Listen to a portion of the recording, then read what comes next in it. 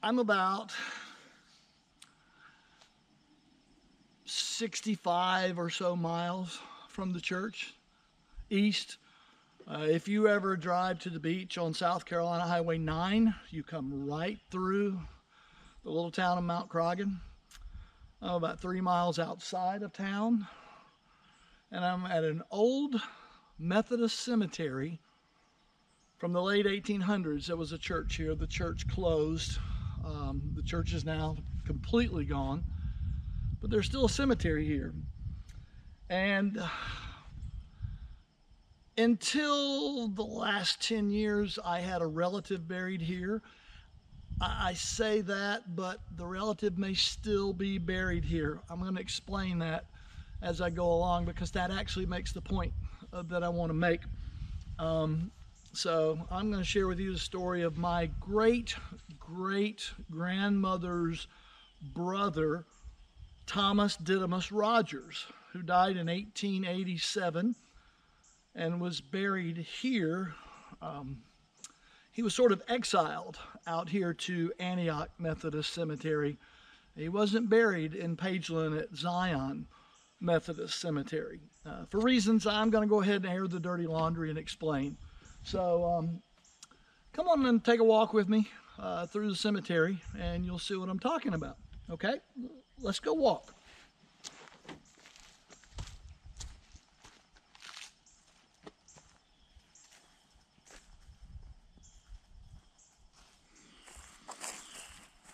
You should notice as we walk through the cemetery, very, very old headstones. And if you look, all 3/4 of them have been damaged, broken, and then repaired. At least they show marks of being repaired.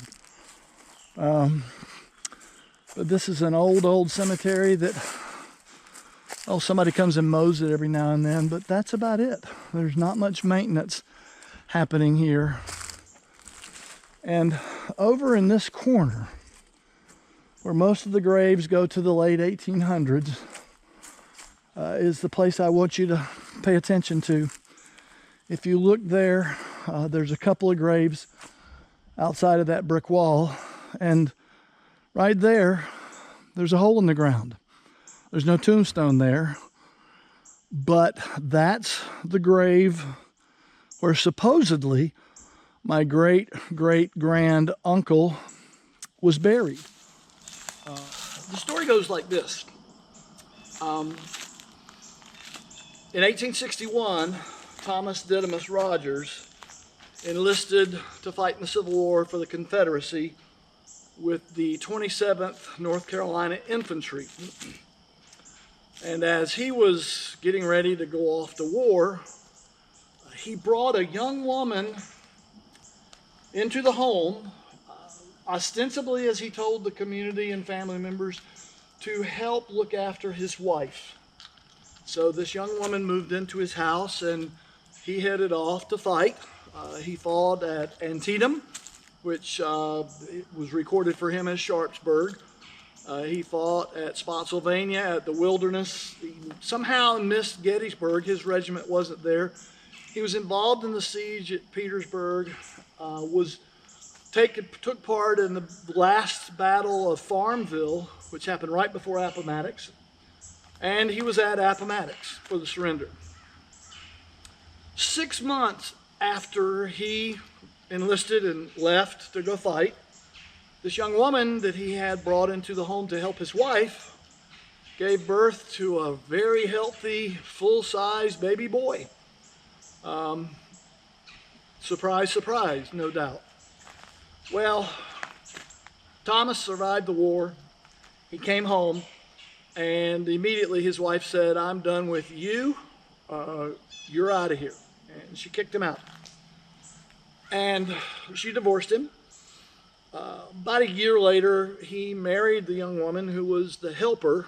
They went ahead and, did what everybody else knew they had done. And ostensibly, Thomas Didymus said that he adopted the young man as his son, which everybody in the family realized, you adopted your own son. Sure, right. So Thomas Didymus Rodgers was the black sheep of the family in that era. He died, and the family essentially exiled him, as best we can tell from what the family folklore is. He wasn't going to be buried at Zion with everybody else. He was buried out here at Antioch, a cemetery that was still active then. The church had closed, but the church down that way still existed. The church disintegrated, was later torn down, and this cemetery still exists, but it's essentially ignored. Someone comes and mows what little grass there is, but you'd be shocked at all the broken tombstones. There are graves that the woods are swallowing up now. This is what happens when a cemetery isn't maintained. Now, long story short, fast forward to 2001.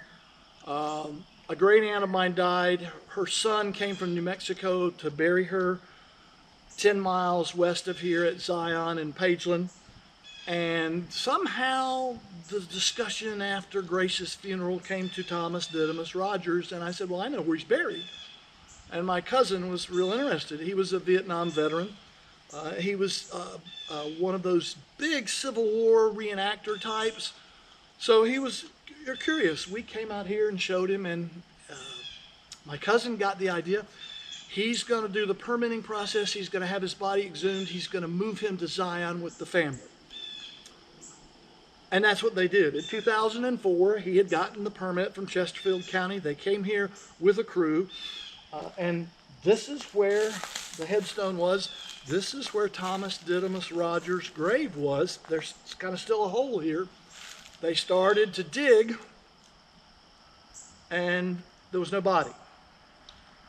Okay, from 1887 to 2004, sure, there probably wouldn't have been a casket, a pine box, but there would have been bones, and the people digging, however they dig, I don't know how they exhume an old body like that.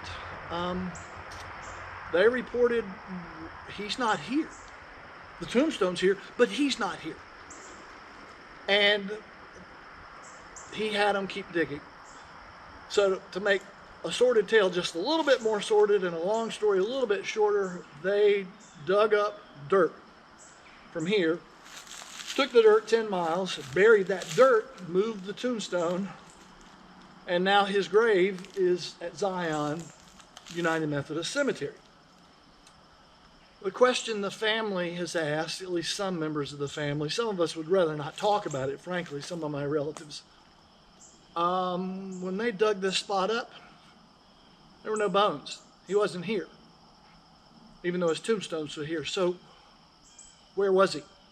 Bigger question, where is he? Because if they didn't dig him up and move him to Zion, he's still here somewhere. Just nobody ever knows, and nobody ever will know. So the tale of my ancestor, I think it's great-great-grand uncle, I believe you'd call him, Thomas Didymus Rodgers, is sort of one of those points to be made about cemeteries. It's important to keep records, to maintain, and there's no end date on that. Because when you don't do that, you end up with something like this. That's why a cemetery and how we care for it is important. And that's what kicks into the presentation we're going to have this morning. The idea of how do we take care of our cemetery? Whether we're still here or not. How do we take care of it so that if you could see what I'm seeing now, 1, 2, 3, 4, 5, 6, 7, 8, a dozen or more headstones have been broken and rather poorly glued back together, cemented back together. Maybe this is a party spot on Friday or Saturday night for local kids, I don't know. But how do we avoid something like this? That's important. So, from Old Antioch Cemetery, where one of my ancestors is still at, whether his tombstone's here or not, let's have this discussion. I think we need to. So, that's why this is kicking off our discussion this morning. Stay tuned. We'll talk more, obviously, but from South Carolina, I'll see you back in the fellowship hall in just a minute, okay? So we'll talk then.